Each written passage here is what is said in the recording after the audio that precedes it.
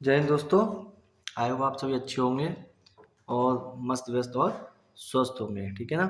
और अपनी अपनी तैयारी में सभी लोग लगे हुए होंगे, ठीक। अब पिछले 7 चैप्टर्स आपके कंप्लीट हो चुके हैं, ठीक है ना। और मेरे अकॉर्डिंग तो 7 चैप्टर्स हैं। अगर आप बुक्स वगैरह से देखेंगे तो लगभग 10-11 आसपास क्वेश्चन चैप्टर्स होंगे आपके, ठीक है ना। और आप जो वीडियोस जिन्होंने नहीं देखी है वो पिछली वीडियोस को जाके देख लीजिए, क्योंकि हर एक चैप्टर एक दूसरे से लिंक है, ठीक है। अब नया चैप्टर का नाम है आपका रेशियो एंड प्रपोर्शन, हिंदी में अनुपात एंड समानुपात, ठीक है। जिस किसी का अनुपात समानुपात जो क्लियर नहीं है वो यहाँ से क्लियर कर सकता है, ठीक है। आप अपने दोस्तों को, अपने पढ़ने वालों को, रिलेटिव्स को इन वीडियोस को शेयर कीजिए ताकि दूर दूर तक ये मेरी वीडियोस को पसंद किया जाए। और जो भी आपको अगर लगता हो कुछ में थोड़ा इम्प्रूवमेंट की ज़रूरत है तो आप उसे कमेंट सेक्शन में बता सकते हैं, ठीक है ना। मैं कोशिश करता हूँ बेस्ट देने की अपनी, ठीक है। तो अगला चैप्टर है आपका रेशियो एंड प्रपोर्शन, अनुपात एंड समानुपात, ठीक। तो ये होता क्या है? ये होता है आपका कि जो एक सी राशियाँ होती हैं, एक सी राशियाँ मतलब कि मान लिया 15 मीटर, 30 मीटर, ठीक है ना। अब फिर मैंने लिखा आपका 200 रुपये, 500 रुपये, ठीक है। मैंने लिखा आपका 7 kg, 14 kg। तो समान राशियाँ मतलब यूनिट जो उनकी क्या है, सेम है, ठीक। अनुपात और समानुपात जो आपका होता है वो आप जब ही निकाल पाओगे जब उनकी यूनिट्स जो हों, जो दी हों आपको चीज़ें, जो राशियाँ दी हों वो एक ही प्रकार की हों। ये नहीं कि आप मीटर का रुपए से निकाल दो, रुपए का किलोग्राम से निकाल दो, नहीं निकाल सकते आप। इसे एक तरह से अगर कहें तो इसे कहते हैं तुलना करना, कंपैरिजन। तुलना करना, क्या कहना? तुलना करना, यानी कि कंपैरिजन कहते हैं इसे। क्या कहते हैं? कंपैरिजन, ठीक। कि 15 और 30 मीटर जो हैं आपके वो एक दूसरे से कितना है। अब मैं अगर इसको रेशो में बात करूं, ये होता है रेशो का सिंबल। क्या होता है? रेशो का आपका सिंबल। और प्रोपोर्शन का होता है आपका इस तरह से, ये प्रोपोर्शन का होता है, ठीक। तो मैं क्या करूंगा, 15 का 15, 15 दूनी 30, तो ये कितना आ जाएगा आपका 1:2। यानी कि 15 मीटर और 30 मीटर में जो अनुपात है वो 1:2 का है। ऐसी में अगर यहाँ रुपए में बात करूं तो कितना हो जाएगा, 0 से 0 छूट गया, इससे ये 0 कट गया, तो कितना हो गया 2:5। मैं अगर इसकी अगर अनुपात की बात करूं, देखो केजी केजी है, ठीक है। तो 7 एकम 7, 7 दूनी 14, तो इसका अनुपात कितना हो गया 1:2, ठीक। तो समान राशियां जो आपकी क्वांटिटी वगैरह हो या फिर क्वालिटी जो हो, क्वांटिटी नहीं कहेंगे, क्वालिटी जो हो वो क्या हो, सेम हो आपकी, तभी आप उसको क्या कर सकते हो, रेशियो एंड प्रोपोर्शन को यूज कर सकते हो। अगर मेरी लैंग्वेज में उसे बताएं तो क्या कहें, तुलना करना, कि इसकी तुलना करना है, कर रहे हैं, क्या कर रहे हैं, तुलना कर रहे हैं हम लोग, ठीक। कैसे कह सकते हैं कि 15 जो है 30 का आधा है, या 30 जो है 15 से कितना है, दुगना है, ठीक। अगर कोई राशि रुपए में अगर 2 है तो दूसरी राशि उसी उसकी तुलना में कितना होगा, 5 होगी, है ना। तो इस तरह से, तो ये क्या है आपका, मैंने आपको इसका इंट्रोडक्शन में होता क्या है, ठीक। तो एक तरह से क्या है आपके जो चैप्टर्स मैं बताऊंगा आपके बहुत ज्यादा एक दूसरे से लिंक होते हैं आपके, ठीक। तो जो बेस है, जिन चैप्टर्स को मैंने बताया था कि अर्थमेटिक का जो बेस है वो यही आपका चैप्टर लास्ट आप समझ लीजिए, ये बेस है। जिसने क्वेश्चंस को कर लिया तो बहुत सारे क्वेश्चंस ऐसे होंगे जो वो इन चैप्टर्स को करके करते चले जाएंगे अपने आप ही, ठीक है। आपको लगेगा कि यार ये सर क्या कह रहे हैं, आप देखना खुद ही, जब मैं आपको बताऊंगा कि वो चीज़ें कहाँ कहाँ यूज होंगी, मैं आपको बताऊंगा। ये चैप्टर से, इन 8 चैप्टर से आप उन अगले चैप्टर्स को आसानी से कर पाओगे, ठीक है। ये चैप्टर आपका आने वाले चैप्टर्स की जान है एक तरह से, ठीक है ना। इससे अगले चैप्टर जब आएंगे आपके, चाहे वो आपका टाइम एंड वर्क आए, ठीक है, टाइम एंड स्पीड आए, पाइप एंड सिस्टम आए,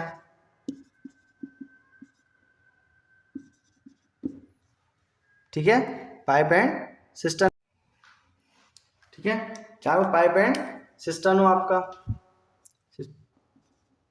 सिस्टम हो आपका, ठीक। फिर इसके बाद आपका डाटा इंटरप्रिटेशन के चाहे हो क्वेश्चंस आपके, ठीक है, पार्टनरशिप के क्वेश्चंस हो,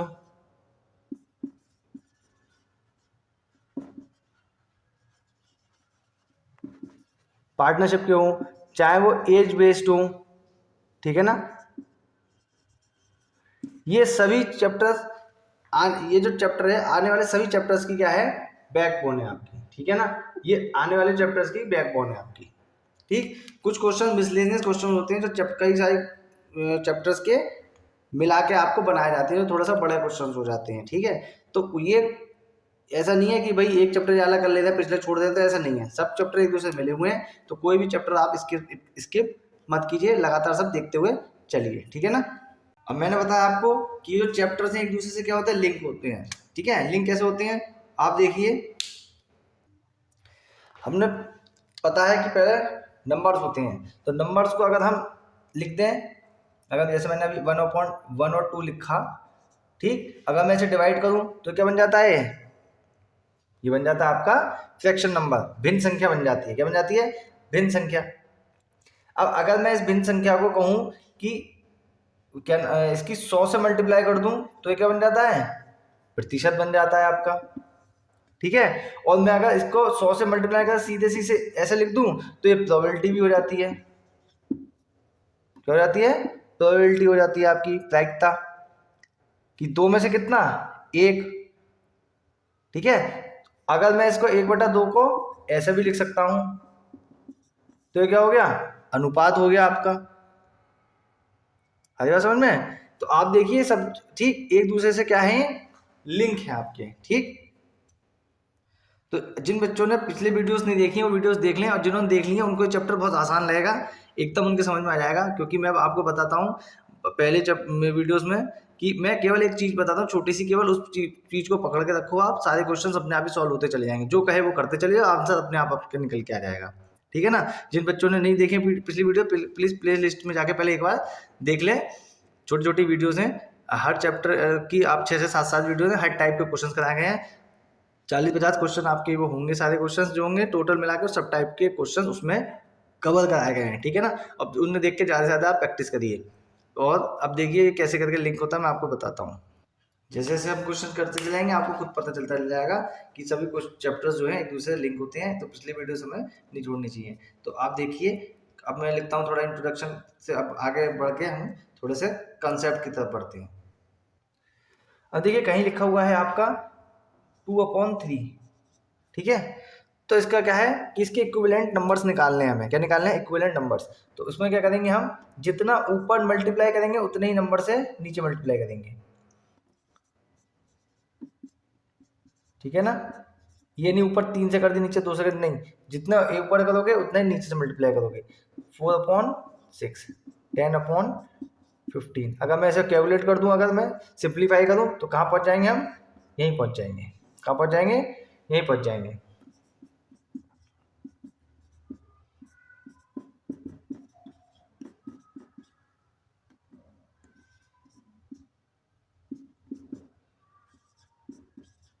ठीक है ना।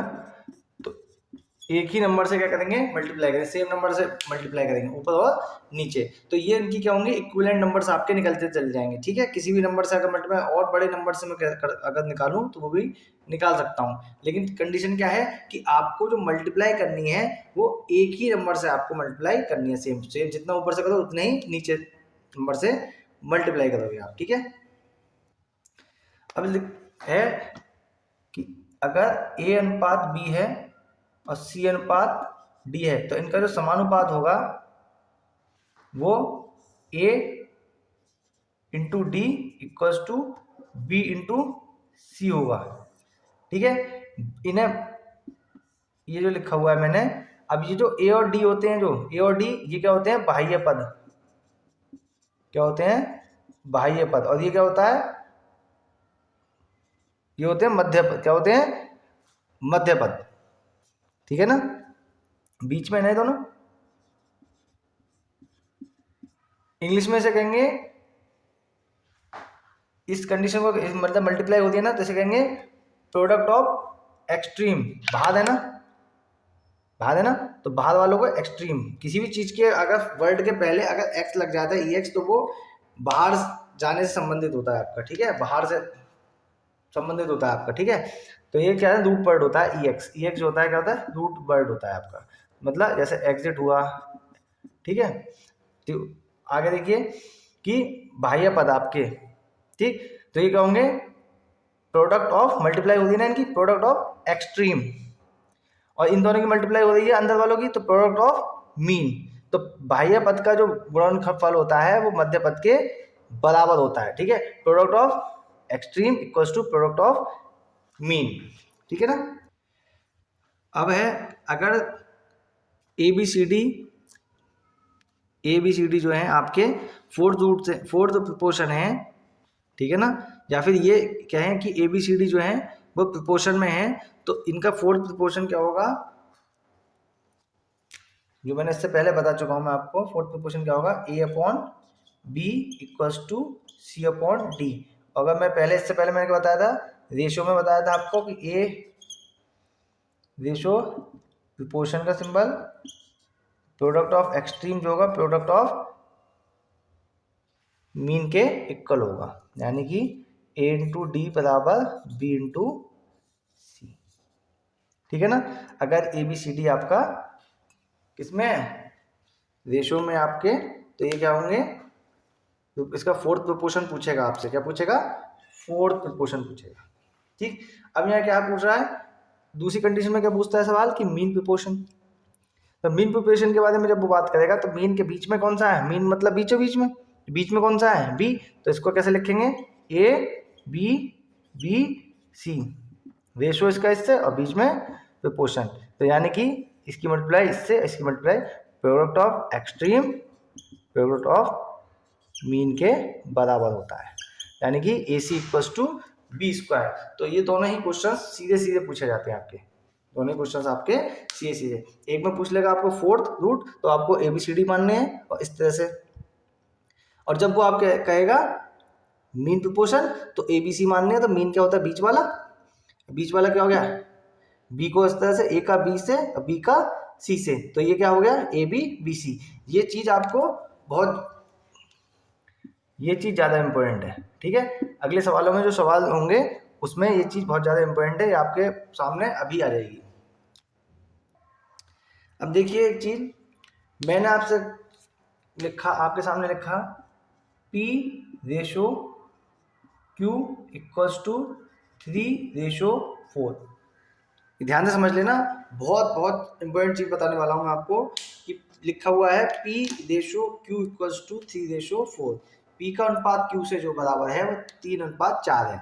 तो इसमें ध्यान से देखिए, मैं पहले ऐसे बता चुका हूँ, मैं आप लोगों को पहले मैं आपको बता चुका हूँ इसको। अगर मैं पहले कैसे लिखा था, अगर ये इस तरह से लिखा हुआ था पहले पहले जो वीडियोस में मैंने आपको बताया उस तरह से बताया, ठीक, कि P कितना होगा 3, तो Q कितना होगा 4। बात समझ में आई, P अगर 3 है तो Q कितना है 4। आप लोग क्या मानते थे, सबसे पहले क्या मानते थे कि भाई लिख देते थे P 3x Q 4x। अब x एक तो पहले वो था क्या, वेरिएबल, अब फिर आपने एक वेरिएबल मान लिया। तो उससे अच्छा करना मान के कि भाई मैंने क्या बताया आपको, कि आपको सेम नंबर ही से क्या करनी है, मल्टीप्लाई करनी है। अगर मैं इसकी जगह x की जगह 100 मान लूं, कि अगर P 300 है, 100 से मल्टीप्लाई इससे, 100 से, तो Q कितना होगा 400 होगा, कितना होगा 400। तो x ना मान के हम लोग क्या मान रहे हैं, 300 और 400। फिर इसमें ध्यान से देखिए कि इसमें जो टोटल रेशो है, ध्यान से सुनिए कि इसमें जो टोटल रेशो है, टोटल रेशो यानी कि 3 और 4, तो P और Q का जो टोटल रेशो हो गया वो कितना हो गया, 7 हो गया। अगर मैं कहूं जोड़ कितना है इनका, तो 7, और डिफरेंस कितना है इनका, 4 में से 3 गए तो कितना है, 1 का डिफरेंस है।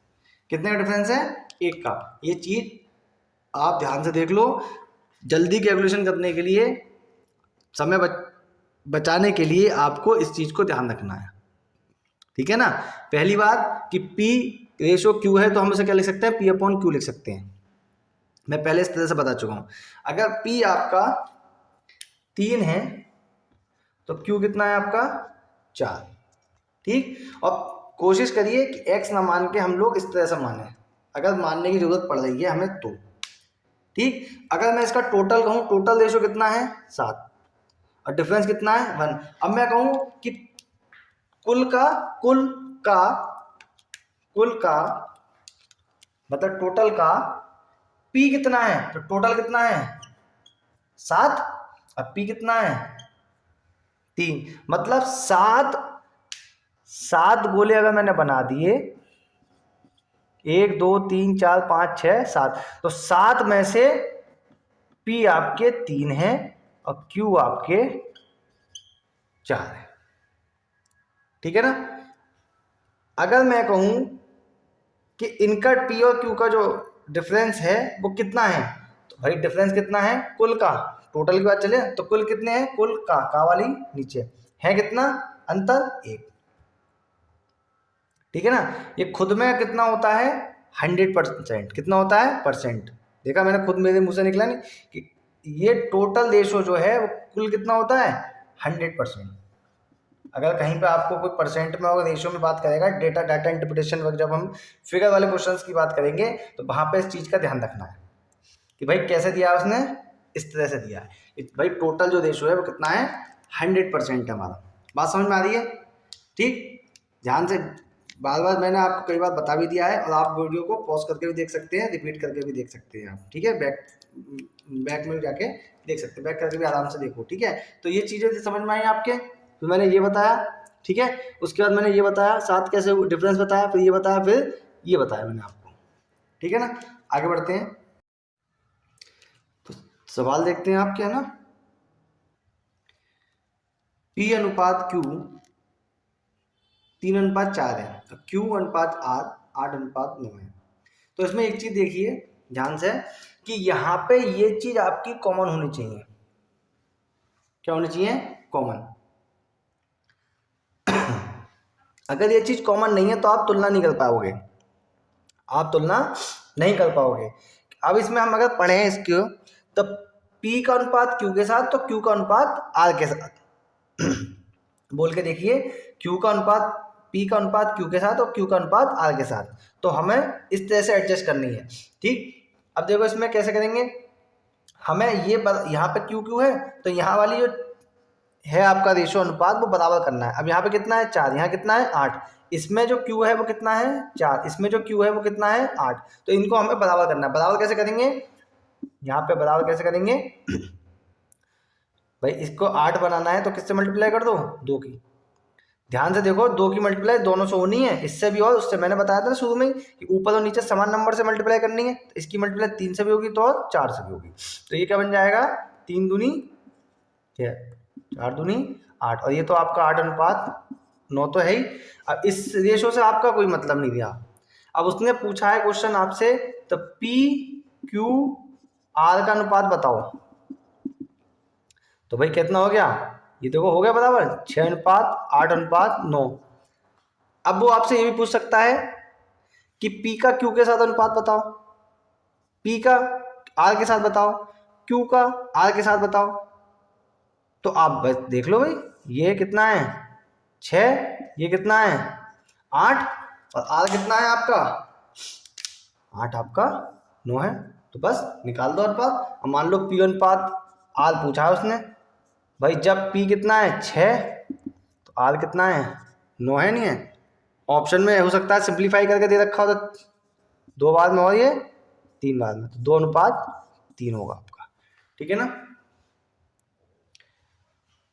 B का अनुपात A का अनुपात B से 5:7 है और B का अनुपात C से 6:11 है। ठीक है ना। तो ध्यान से देखिए, यहाँ पे A का B से तो B का C से समान है, तो यहाँ पे तो समान नहीं है, तो इसे समान बनाएंगे भाई। क्रॉस मल्टीप्लाई कर दो, इसकी 6 से कर दो, इसकी 7 से कर दो, कितना बन गया 6×5 = 30, 6×7 = 42, 7×6 42 या 77, ठीक है ना। अब उसने क्या पूछ लिया, आप अब इससे रेशियो से तो कोई मतलब नहीं भाई, देखो ये हमारे हो गए इक्वल। अब हम तुलना कर सकते हैं इसकी, यहाँ बराबर हो गए तो ऐसे क्या लिख सकते हैं 30 अनुपात 42 अनुपात 77। तो ए अनुपात बी अनुपात सी, ए कितना है 30, तो बी कितना है 42 और सी कितना है 77। जो भी पूछे निकाल दो। वो कह रहा है बी अनुपात सी बताओ, 42 अनुपात 77। भाई सिंप्लीफाई करके दिया, 6 से काट लो, 6 सत्ते और 11, तो 7 अनुपात 7 छंग, तो 7 से कर लो ना इसे, 6 बाद में हो गया भाई, 7 से करा ना हमने, 6 और ये 11 बाद में। अगर वो पूछ रहा है ए का सी से पूछ रहा है आपका, तो ए कितना है 30, तो ये कितना है 77। वो आपसे अंतर पूछ रहा है कि ए का बी से अंतर कितना है, कितना डिफरेंस है ए का बी से, तो वे डिफरेंस कर दो। कितना डिफरेंस है 12 का, कितने का डिफरेंस है 12 का। क्वेश्चन है x का y से अनुपात 6 अनुपात 13 और z का y के साथ 7 अनुपात 12। अब देखो दोनों में कॉमन आ रहा है, लेकिन मैंने क्या बताया था यहाँ पे होना चाहिए। तो जब नहीं है तो इसका क्या करो, आप इसको बना लो इस तरह से, पलट लो इसे,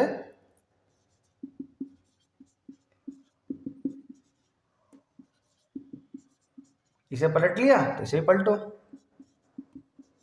ठीक। अब आ गया। अब हमें इन्हीं को क्या करना है, बराबर करना है। क्या करना है, बराबर। तो बराबर कैसे करेंगे भाई, मैंने बताया क्रॉस मल्टीप्लाई कर दो, इसकी 12 से कर दो, इसकी 12 से कर दो, इसकी 13 से कर दो, मल्टीप्लाई करो। मल्टीप्लाई कितने आ रहा है 12 छंग 72 और 12 की 13 से करेंगे 13 ढाई 130 और 26 156। इसकी मल्टीप्लाई इससे करोगे तो 156, इसकी मल्टीप्लाई इससे 93 हो गया यहाँ पे सेम। तो इस वाले से हमें कोई मतलब नहीं, ये हो गया। तो x ratio y ratio z, तो x का अनुपात y से, तो y का अनुपात z से, कितना हो गया 72 अनुपात 156 अनुपात 91, ठीक है ना। ए का बी से 2 अनुपात 3 है, बी का सी से 2 अनुपात 3 और सी का डी से 2 अनुपात 3 है, ठीक है। तो देखो हमारे पास ए का बी से निकाल दें, अब बी का सी से है ही, तो यानी कि कॉमन है, तो इसको हमें सही करना पड़ेगा। तो क्या करेंगे मल्टीप्लाई, क्रॉस मल्टीप्लाई करो, इसकी गुणा 2 की गुणा इससे, इसकी गुणा 3 से, ठीक। अभी इसको रहने दें हम, पहले देखते तो पहले हम ए बी सी का निकाल लेंगे, ठीक। जब ए बी सी का अनुपात निकल आएगा तो सी का अनुपात डी से अपने आप निकल के आएगा। तो देखो ये कितना हो गया, 2 दूनी 4 और 3 दूनी 6, 3 दूनी 6 और 3 तिया 9। अब ये तो आपका खत्म हो गया, यानी कि यहाँ पे जो ए अनुपात बी अनुपात सी हो गया आपका, ए अनुपात बी अनुपात सी आपका हो गया 4 6 9। अब देखो यहाँ सी अनुपात डी कितना हो गया 2 अनुपात 3, 2 अनुपात 3 हो गया आपका, ठीक। अब हम बोल रहे हैं फिर से, देखो ए का बी और सी से का अनुपात है 4 6 9, और तो सी का डी से आ गया ये, तो हमें इसे सेम करना पड़ेगा।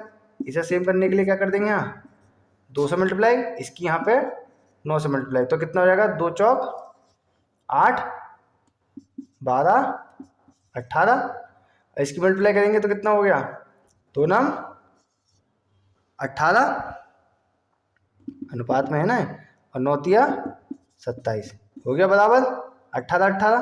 तो यानी कि 8 अनुपात 12 अनुपात 18 अनुपात 27, ठीक है ना। ये अनुपात किसका आया, ए बी सी डी, इसमें ए आपका 8, डी आपका 27, सी आपका 12, वो बी आपका 12 और सी आपका 18 है, ठीक है ना। पहले हमने क्या करा कि पहले जैसे पिछले सवाल देखे उन सवालों की तरह हमने क्या करा, ए बी सी का निकाल लिया। क्या कर निकाल लिया, ए बी सी। जब ए बी सी का निकल के आ गया आपका, तो सी का डी के साथ हमारा निकल गया, ठीक है। सी डी का हमने इससे निकाल दिया जिस पहले सवाल है, तो यानी कि एक सवाल में 2 सवाल उसने छोटे छोटे दे रखे थे, ठीक। आप इसको खूब अच्छे से प्रैक्टिस कीजिए ठीक है, नंबर ऑफ क्वेश्चंस आपके मैं आगे कवर करूँगा ज़्यादा से ज़्यादा। ठीक, आप लोग चैनल को लाइक कीजिए, सब्सक्राइब कीजिए और शेयर कीजिए, ठीक है ना। और आई होप आपने पिछली वीडियोस देखी होगी, नहीं देखी हैं तो आप उसे देख लीजिए, क्योंकि आगे जो क्वेश्चंस होंगे वो कोरिलेटेड क्वेश्चंस हैं, जिससे आपको आसानी से समझ में आए। जिन बच्चों ने देख रखी हैं उन्हें आसानी से समझ में आ जाएगा, ठीक है ना। प्रैक्टिस कीजिए खूब ज़्यादा से ज़्यादा, प्रैक्टिस सेट उठाइए, पिछले जब वीडियोस को देख के प्रैक्टिस सेट करते रहिए। केवीएस वगैरह की वैकेंसी आपकी पीआईटी की आ चुकी है, बहुत अच्छी वैकेंसी आई है, लास्ट टाइम से बहुत ज़्यादा वैकेंसी आई हैं, रुकी हुई थी इसलिए बहुत ज़्यादा आई हैं, और इसमें एक सीट अपनी सुरक्षित कर लीजिए। All the very best, good night, जय हिंद।